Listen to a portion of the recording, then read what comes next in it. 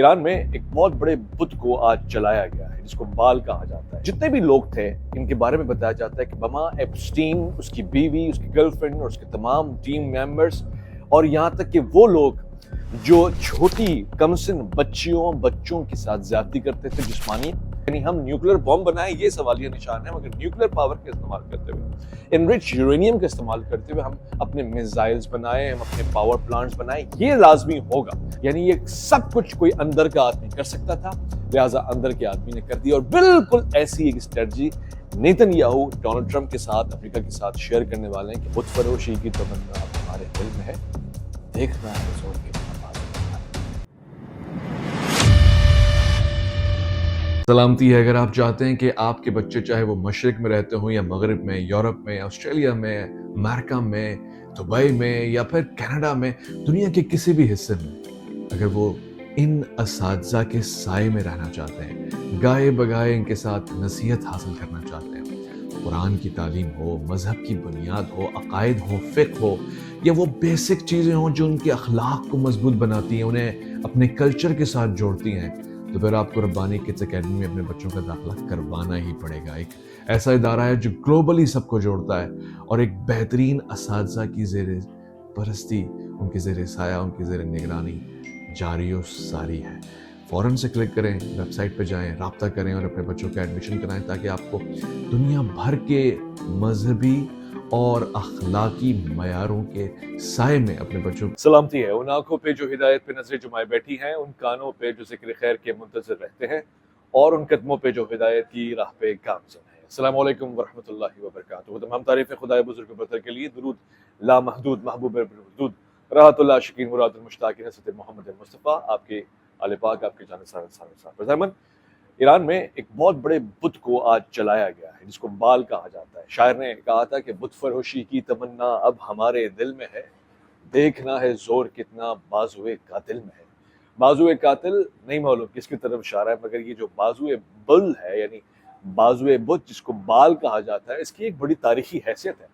ایران نے 10 فروری 47th anniversary منائی ہے اپنی، یعنی ایک ایسا اجتماع کہ جو انقلاب کے زندہ و جاوید رہنے کی دلیل بن گیا. پورے ایران میں جہاں جہاں لوگ بستے ہیں انہوں نے خوشیاں منائیں، سیلیبریشنز کی.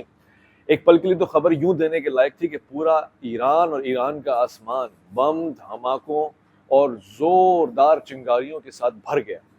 نہیں، یہ امریکہ کے حملے نہیں ہیں، اور امریکہ کا حملہ ہونا بھی نہیں تھا تاحال، اس لیے کہ معاملات اس وقت آمنے سامنے کی ڈیل پہ بیٹھے ہوئے ہیں.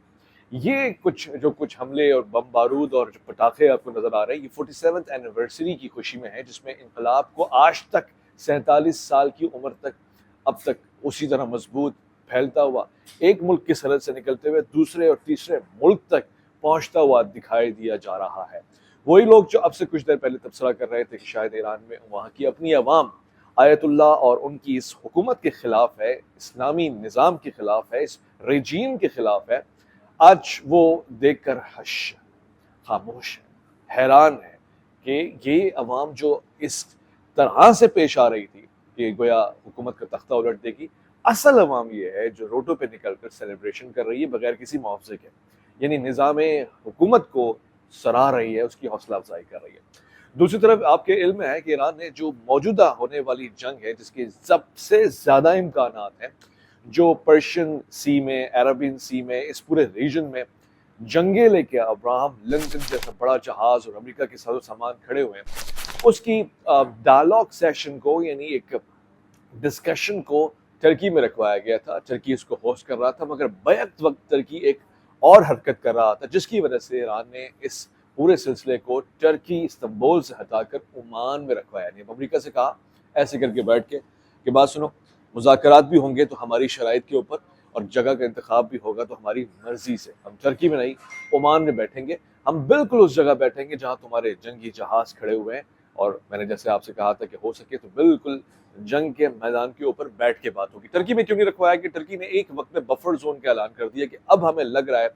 ایک تو یہ امریکہ حملہ کرے گا، لازمی کرے گا، اور ترکی کا کہنا تھا کہ ایک بات کے ساتھ دوسری بات جڑی ہوئی ہے کہ ایران کی حکومت گر جائے گی، جو موجودہ نظام ہے وہ تباہ ہو جائے گا، وہ پلٹ جائے گا، تختہ الٹ جائے گا. لہٰذا اس کے نتیجے میں جو سویلین کیوس پھیلے گا، جو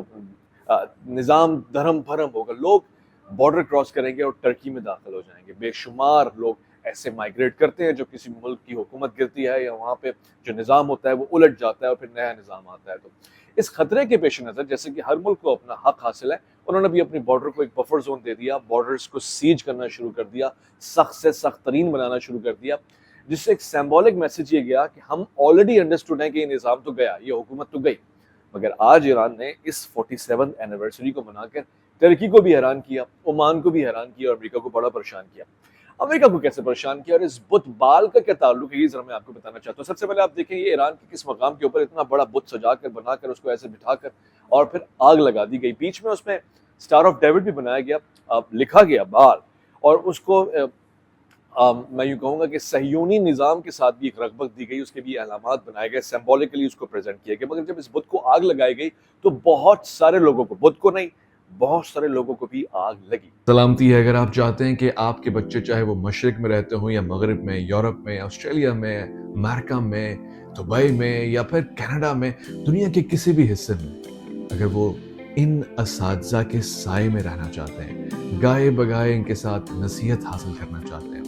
قرآن کی تعلیم ہو، مذہب کی بنیاد ہو، عقائد ہو، فقہ ہو، یا وہ بیسک چیزیں ہوں جو ان کے اخلاق کو مضبوط بناتی ہیں، انہیں اپنے کلچر کے ساتھ جوڑتی ہیں، تو پھر آپ کو ربانی کڈس اکیڈمی میں اپنے بچوں کا داخلہ کروانا ہی پڑے گا. ایک ایسا ادارہ ہے جو گلوبلی سب کو جوڑتا ہے اور ایک بہترین اساتذہ کی زیر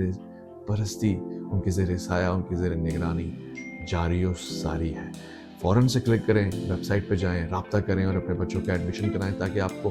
دنیا بھر کے مذہبی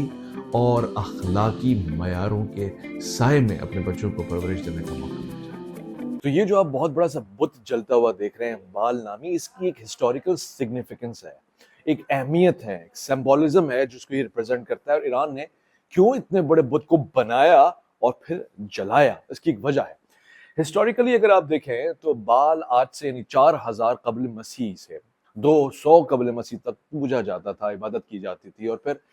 اس ریجن میں جس کو اسرائیل کہتے ہیں یا پھر کنانی ریجن، کینانائٹس جسے کہتے ہیں، وہ اس کی عبادت کرتے تھے. سیریا میں، جارڈن میں، یہاں تک کہ ایجپٹ کے کچھ پارٹس میں آج تک ایسے لوگ موجود ہیں جو بال کی پرستش کرتے ہیں، عبادت کرتے ہیں. مگر آج اتنا بڑا ریلیجن نہیں ہے بال. تو پھر اس کے جلانے کا مقصد کیا تھا؟ یہ تو کسی نہ کسی ریلیجن کو ہٹ کرنے جیسا ہوگا. ایک امپورٹنٹ بات ہے جو راز کی ہے اور میں آپ کو بتا رہا ہوں. آپ میں سے بے شمار لوگوں نے ایپسٹین فائلز کا ذکر سنا ہوگا. بال کا بت جلانا ایپسٹین فائلز اور اس میں موجود ان تمام کریکٹرز کی شیطانی حرکات و سکنات کو مذمت، قابل نفرت اور انتہائی غلاظت کی نگاہ سے دیکھ کر اس کو خار و خاشاک کرنے کے مترادف تھا. یعنی جتنے بھی لوگ تھے ان کے بارے میں بتایا جاتا ہے کہ بما ایپسٹین، اس کی بیوی، اس کی گرل فرینڈ اور اس کے تمام ٹیم میمبرز، اور یہاں تک کہ وہ لوگ جو چھوٹی کمسن بچوں کے ساتھ زیادتی کرتے تھے، جسمانی تشدد کرتے تھے، اور پھر ان کے بعد یعنی ان تمام جسمانی لطف و حصول کے بعد ان چھوٹے بچوں کے قتل کے ساتھ ان کو ذبح کرنے کے بعد کھا لیا کرتے تھے. یعنی انسانی آنکھ، انسانی دماغ، انسانی عقل حیران رہ جاتی ہے کہ ایسے بھی ہو سکتا ہے. مگر ہاں، یہ سب کچھ وہ کیوں کرتے تھے؟ جس بچے کے ساتھ وہ زیادتی کرتے تھے، جس بچے کو وہ اپنے جسمانی تشدد کا نشانہ بناتے تھے، آخر میں بال نامی بت کے سامنے اسے رکھ دیا کرتے تھے اور یہ بلی بال کو دے دیا کرتے تھے. یعنی اس کی قربانی ہو جایا کرتی تھی اور اس کا گوشت پھر ایک دوسرے میں تقسیم کر کے ایک اچھا سا باربیکیو کر لیا کرتے تھے. I'm sorry for my words، مگر یہ سب کچھ آپ کو ایپسٹین فائلز کی ریسرچ میں مل جائے گا، جس پہ انشاءاللہ الگ سے ہم ایک بلاگ بنائیں گے. مگر تاحال اتنا سمجھ لیجیے کہ یہ سارے شیطانی لوگ، یہ شیطانی عمل کرنے والے، جن میں سے اکثر اب اس دنیا سے تعلق رکھتے ہیں جس دنیا کو پڑھی لکھی دنیا کہا جاتا ہے، شعور والی دنیا کہا جاتا ہے، ماڈرن ایڈوانس دنیا کہا جاتا ہے، اس کے صدور وزرائے اعظم، آپ کو حیرانی ہوگی مگر شاید ہی دنیا کے معروف بڑے ملکوں میں سے کوئی شخص ایسا رہ گیا جس کا ذکر ایپسٹین فائلز میں نہیں آیا. لوگوں نے تو یہاں تک کہا کہ امریکہ کے موجودہ صدر جو ان تمام حرکات و سکنات میں شامل ہیں ان کو بھی شامل تشویش کیا جائے. یہی نہیں بلکہ میں نے آپ سے کہا کہ یو اے ای میں بھی ایک خوبصورت سا تحفہ پیش کیا گیا ایپسٹینز کو، یعنی ایک غلاف کعبہ. اس پورے نیٹ ورک کے اس راز کو تب آشکار ہوتا ہوا دیکھا گیا جب تمام لوگ جو گرفتار ہوئے یا جن لوگوں کے اوپر سزائیں سنائی گئی ان کے راز سامنے آئے اور انہوں نے بتایا کہ ہم آخر میں بال کی پوجا کیا کرتے تھے اور اسی کو بچوں کی بلی چڑھایا کرتے تھے. لہٰذا جو بت بنایا گیا اور اسے جلایا گیا اس کے آگے یہ فہرست بیان کی گئی کہ یہ ان بچوں کے نام ہیں جن کو بے گناہ بے جرم قتل کیا گیا, اور اس کے لیے قرآن نے کہا بھی ای ذنب قتلت, مجھے کس جرم کی صورت میں کس جرم کے نتیجے میں مارا گیا. ان بے قصوروں کو سلام عقیدت پیش کرنے کے لیے, اس عمل کی مذمت کرنے کے لیے اتنی بڑی تعداد میں اتنے بڑے بت کو اپنے ہاتھوں سے خار و خاشاک کر دیا گیا, پھر نار کر دیا گیا. اس کا ہرگز مقصد کسی تہذیب کو کسی مذہب کو برا دکھانا نہیں تھا. ہاں اس طاقت کو, کیونکہ بال جس انداز میں پوجا جاتا ہے اس سے مراد ہوتا ہے کہ power of thunder, power of agriculture, power of king making اور پاور آف رین, یعنی بارش کا خدا, تاج اور تخت اور ملک اور حکومت کا خدا ماشاء اللہ, اور معیشت کا خدا, اور اس کے بعد طوفانوں کا خدا, بجلیوں کا خدا. بال کو تصور کیا جاتا ہے اس پرانے مذہب میں نہیں صرف, بلکہ آج کے ان شیطانی میں کچھ نام مجبوری نہیں لے سکتا, ان عقائد کے پیش نظر جو ظلم زیادتی جبر اور ناانصافی کی ایک تنظیمیں بنا کے بیٹھے ہوئے اور جو انتہائی خفیہ اور محو راز رکھتے ہوئے اس سارے عمل کو انجام دیتے ہیں. لہٰذا ایران نے ان کو ایک کرارا جواب دیا اور کہا کہ ہم تمہارے ان عقائد, تمہارے اس کانسیپٹ اور تمہارے اس نظریات کو جلا کر خاک کر دیتے ہیں, اور ہم اپنے انداز سے نہیں بلکہ عوامی انداز سے کریں گے, اور عوام دنیا کو یہ میسج دے گی کہ ہم آپ کے قتل ہونے والے معصوم بچوں کے ساتھ ہیں. وہ بچے جن کی اسکن وائٹ ہے, جو گورے ہیں, جو ایک ایسے معاشرے سے تعلق رکھتے ہیں جہاں جانوروں کی بھی قدر و قیمت ہے, یعنی امریکہ, دنیا بھر کے تمام ممالک جہاں پہ انسان کی ویلیو ہوتی ہے, وہاں انسان کے ساتھ ایسا عمل ہونا ایک انتہائی ہولناک بات ہے. ایک اور پیش رفت ہوئی ہے اس وقت اور بڑی دلچسپ ہے. میں اس بات کو بڑے وثوق سے کہہ رہا ہوں کہ ایرانی اور چائنیز کم سے کم ایک ٹیکنالوجی کے اوپر مل بانٹ کے کام کر رہے ہیں, اور وہ ہے ریورس انجینئرنگ. دنیا بھر میں ریورس انجینئرنگ ہوتی ہے, شاید آپ کے علم میں ہو کہ پاکستان میں بھی ایک مرتبہ سوویت نے ایک میزائل مارا تھا جس کی ریورس انجینئرنگ پاکستان کے سائنسدانوں نے کی, اور اس کے بعد وہ میزائل خود ڈیولپ کر لیا. یعنی ہوتا کیا ہے کہ ایون اس جنگ جس کا میں حوالہ دے رہا ہوں, پاکستان نے سوویت کا ایک طیارہ بھی گرایا تھا. ہسٹری میں جائیں گے کبھی پڑھیں گے اس کو, مگر ہوتا کیا ہے کہ ریورس انجینئرنگ میں جو ہائیسٹ ٹیکنالوجی ہوتی ہے, کوئی ملک کسی ملک کے مخالفت میں استعمال کرتا ہے, اس کا بم بارود جہاز یا وہ کوئی بھی ٹکڑا اگر اس ملک کے ثابت ہاتھ لگ جاتا ہے, یعنی پورا کا پورا, تو پھر وہ اس کو کھولتا ہے اور اس کے ریورس فارمولے کو پڑھتا ہے اور پھر اس جیسی ایک چیز بنا لیتا ہے. ایران اور چائنا اس معاملے میں بہت آگے. ہوا کچھ یہی, اس وقت ایران کے فورن منسٹر نے عباس عراقچی نے کہا کہ ہم نے ان ان لوڈڈ یا ان ایکسپلوڈڈ بامز کی ریورس انجینئرنگ کیا ہے جو پچھلی ہونے والی جنگ میں B-2 بامبرز کے ساتھ اور تمام جہازوں کے ساتھ جو امریکہ نے ڈراپ کیے تھے ایران کی نیوکلیر سائٹس کے اوپر, اور وہ پھٹے نہیں تھے. لہٰذا ان میں سے کچھ ایسے ہیں جو بالکل صحیح سلامت ثابت جمع کر لیے گئے, ریورس انجینئرنگ کی گئی, اور اب ان کا استعمال اگلی جنگ میں کیا بھی جائے گا. یہ سب کچھ اتنا فاسٹ ہوا ہے کہ اس نے امریکہ میں بیٹھے ہوئے ان تمام جنرلز کو ہلایا ہے. یعنی جو کچھ ہم لے کے جا رہے ہیں اگر وہ گر جاتا ہے تب وہ ان کے پاس ہے, اور ایسا نہیں کہ وہ گرنے کے بعد دفن کر کے مزار بنائیں گے, بلکہ وہ ہوا میں اڑائیں گے اور پھر وہ آپ کے اوپر آ کے آپ کا قبرستان بنائیں گے. ایسی لینگویج ساؤنڈ کر رہا ہے ایران بمقابل اپنے تمام حریفوں کے. خواتین و حضرات, دلچسپ بات تو یہ ہے کہ اسی وقت جب میں آپ کو خبر دے رہا ہوں, اس صورتحال کے پیش نظر ایران نے 2 بڑے ٹینکرز کو, جو کہ فورن ٹینکرز ہیں, ابھی تک نہیں معلوم کس ملک سے تعلق رکھتے ہیں, مگر وہ ایران کے سمندر یعنی پانیوں کے آس پاس سے, ان کو سیز کر دیا ہے, اپنے قبضے میں لے لیا ہے. کیونکہ ایک جنگی مشقیں صورتحال ایسی ہے کہ دونوں طرف سے جنگی مشقیں چل رہی ہیں, دونوں طرف کے ہائی ہیوی ایکسپلوژن سے بھرے ہوئے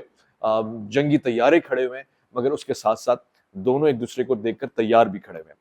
جنگ کی جو مذاکرات کی صورتحال اس وقت عمان میں پیش آ رہی ہے, آپ کو حیرانی ہوگی کہ دنیا بھر کے تمام ممالک یہ کہہ رہے ہیں کہ اس میں جنگ ہوتی ہوئی نظر آ رہی ہے. ایران کمزور ہے, امریکہ بہت طاقتور ہے, مگر نظر یہ آ رہا ہے کہ مذاکرات میں بھی ایران اپنا ہیوی ہینڈ مستقل رکھے ہوئے ہے. میں نے پچھلے ویلاگ میں آپ کو بتایا تھا کہ ایران نے ان تمام مخالف ممالک کو جنہوں نے اس کی IRGC کو دہشت گرد تنظیم قرار دیا, ان کی فوجوں کو دہشت گرد تنظیم قرار دے دیا. تو اس وقت مذاکرات میں بھی یہی تصور ہے. انہوں نے کہا کہ جو ہمارا میزائل ہے وہ بہت آگے جانے کے لیے بنا ہے، لہٰذا ہم اس میں کوئی کمپرومائز نہیں کریں گے۔ رہی بات نیوکلیر ٹاکس کی، ہم اس سے پہلے بھی تیار تھے کہ اس سے بات کر سکتے ہیں، مگر وہ سینکشنز اٹھائی جائیں تب جا کے اس سے بات ہوگی، اور یہ بھی کہہ دیا کہ ہم اپنی نیوکلیر ٹیکنالوجی کے اوپر کمپرومائز نہیں کریں گے۔ واضح ہے کہ جب میں کہتا ہوں کہ نیوکلیر ٹیکنالوجی پہ کمپرومائز نہیں کریں گے، اس سے مراد مختلف صورتوں میں ہو سکتی ہے، یعنی ہم نیوکلیر بم بنائیں یہ سوالیہ نشان ہے، مگر نیوکلیر پاور کا استعمال کرتے ہوئے، انرچ یورینیم کا استعمال کرتے ہوئے ہم اپنے میزائلز بنائیں، ہم اپنے پاور پلانٹس بنائیں، یہ لازمی ہوگا، یعنی ہم مکمل طور سے اس سے ہاتھ نہیں اٹھائیں گے۔ یہ کہنا ہے اس وقت سفارتی عملے کا، اور آپ کو پتا ہے کہ یہ اس نوعیت کا مزاج اب بن چکا ہے کہ امریکہ کے پاس کوئی چارہ نہیں ہے۔ حل عزت بچانے کا یہی ہے کہ وہ کہہ دے کہ ہم علاماتی کچھ حملے آپ کے اوپر کرتے ہیں، کچھ علاماتی حملے آپ ہمارے اوپر کرتے ہیں، اس طرح جان چھوٹ جائے گی۔ مگر اب بیچ میں واپسی انٹری ہو گئی ہے اسرائیل کے وزیر اعظم نیتن یاہو صاحب کی۔ نیتن یاہو صاحب نے خود تو دورہ کیا ہے اس وقت امریکہ کا ایمرجنسی بیسس کے اوپر، اور ڈونلڈ ٹرمپ کے ساتھ بالمشافہہ آمنے سامنے مل بیٹھ کر ایک صورتحال، ایک نتیجہ نکالنا چاہتے ہیں۔ لوگوں کا کہنا یہ ہے کہ اس وقت وہ یہ کہنے آئے کہ جنگ ہم نے اب سے کچھ عرصے پہلے آپ سے ہاتھ باندھ کے بنتی کی تھی کہ مت کیجیے گا، مگر اب ہم آپ کو بتاتے ہیں کہ کچھ ٹارگیٹس کہاں ہیں، ان پہ کیسے حملہ ہو سکتا ہے۔ نیتن یاہو کا یہ بھی کہنا ہے کہ اگر آپ صرف ایک شخص کو ایران میں نشانہ بنا دیں اور اس کو کسی طرح سے صفحہ ہستی سے مٹا دیں تو ساری جنگ ہمارے ہاتھ میں ہوگی، ساری معیشت تباہ ہوگی، ہم اپنے نئے بندے کو انسٹال کر دیں گے، اور اس کے پیچھے اس وقت جو جتنے بھی انٹیلیجنس کے ادارے ہیں، جتنے بھی سوشل میڈیا ایکسپرٹس ہیں، وہ بتا رہے ہیں کہ کتنی خوبصورتی سے کتنا بڑا معاوضہ خرچ کر کے ایک پورے سسٹم کو تیار کیا گیا ایز اے ریپلیسمنٹ۔ یعنی میں بات کر رہا ہوں جناب رضا شاہ پہلوی کی، جن کو مکمل تیار اور آمادہ کر دیا گیا کہ وہ اب ایک نئے رولر کی حیثیت سے وہاں جائیں۔ ان کا کہنا یہ کہ وہ الیکٹورل پروسیس کو کنڈکٹ کریں گے، شاہی نظام کو واپسی نہیں لے کر آئیں گے، مگر ایک آئیکن، ایک سمبل بن کے ان کو تیار کیا گیا۔ نیتن یاہو صاحب نے ڈونلڈ ٹرمپ صاحب کو 3 باتیں بتانی، میری لکھ لیجیے گا، امپورٹنٹ باتیں۔ سب سے پہلے انہیں وہ ٹارگیٹس اور ان تک کیسے پہنچا جائے یہ بتانا اپنا اس مشن کا حصہ سمجھائے، جس میں شامل ہیں ایران کے سپریم لیڈر۔ ان کا کہنا یہ کہ اگر ہم کسی بھی طرح سے اپنی ہائر انٹیلیجنس کو انوالو کرتے ہوئے، اور وہی انٹیلیجنس جس نے بڑی بڑی شخصیات کو ایران میں نشانے پہ لیا اور انتقام لے کر اس صفحہ ہستی سے مٹایا ہے، شہید کیا ہے، قربانیاں ہوئی ہیں، یہ سارے لوگ ایران کے اسرائیل نے نشانے پہ رکھ کے اور اس کو ٹارگیٹ اچیو ہوتے ہوئے نظر آئے سکسیسفلی۔ ایسا ہی ایک ٹارگیٹ وہ کہتے ہیں اچیو کرنا ہے جس میں آیت اللہ کی شخصیت کا حصول ہے۔ یہ انتہائی ناممکن اس لیے نظر آ رہا ہے کہ دنیا بھر کے تمام اسکالرز نے، چاہے وہ کسی بھی مسلک سے تعلق رکھتے ہیں، انہوں نے یہ دعویٰ کیا اور وعدہ کیا اور پرومس کیا اور کمٹمنٹ کی کہ ہم اس شخصیت کے اوپر کمپرومائز نہیں کریں گے۔ لہٰذا اب اسرائیل ایک پلان 2 پلان بی لے کر آیا ہے کہ آپ نے کیسے یہ کرنا ہے، ہم آپ کو بتا رہے ہیں۔ خفیہ ہے، میرے پاس علم نہیں ہے، لیکن 100% اس چیز کے اوپر ورک آؤٹ ہوگا۔ دوسری اسٹریٹجی کیا ہے اور دوسرا پلان کیا ہے، اسرائیل نے یہ بھی کچھ انٹیلیجنس اپنے پاس سے شیئر کرنی ہے،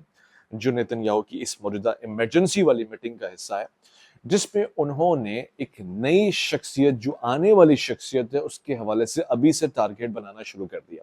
آپ کے علم میں ہوگا کہ ایران میں جو نظام ہے، اس ایک شخص کے اوپر نظر تو یہ آ رہا ہے کہ وہ ریپرزنٹیٹیو ہے، مگر ایک پورا نظام بنا ہوا ہے۔ ایران نے آنے والے 3 سے 4 لوگوں کا بھی انتخاب کر لیا ہے کہ ان کیس اگر آیت اللہ سید علی خامنائی نہیں ہوتے تو ان کی جگہ کون ہوگا۔ مگر اسرائیل کی پلاننگ 1 سال 2 سال کی نہیں، اگلے 10-20 سالوں کی ہے، لہٰذا اس نے ان تمام شخصیات کو گھیرے میں لے لیا ہے۔ نہ صرف یہ بلکہ کچھ صدور، کچھ شخصیات ایسی کھڑی کی ہیں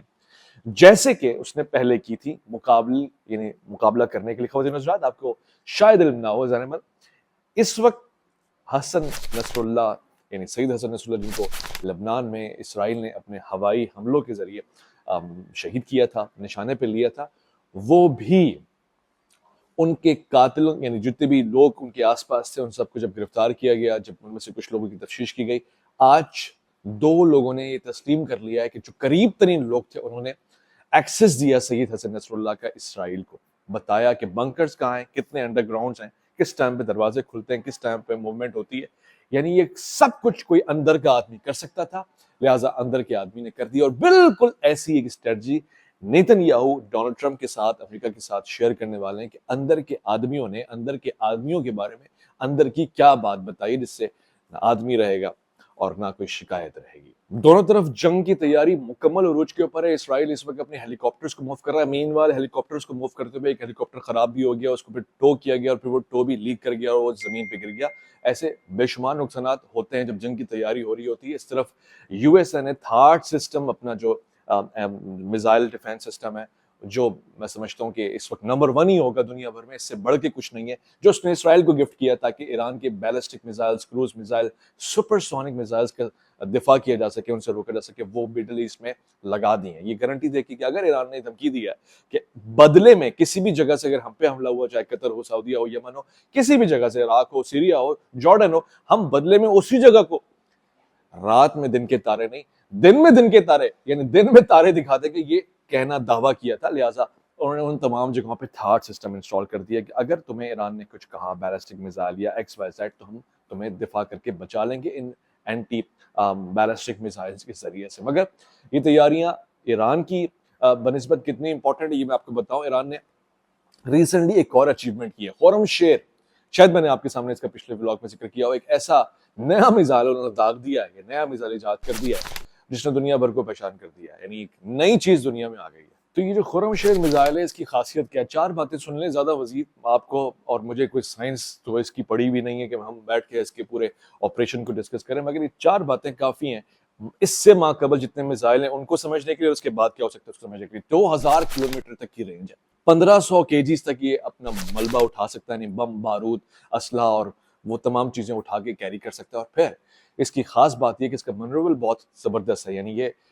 ایک جگہ کیچ ہونا بڑا مشکل ہے کیونکہ اس کی ڈائریکشن ایک نہیں ہے, یہ ملٹائی ڈائریکشن میں جا رہا ہے. اور پھر جہاں اس کو انسٹال کیا گیا ہے بقول ایرانی ایجنسیز کے اور ان کے اس پوری اتھارٹی کے, کہ وہ ایسے پہاڑوں میں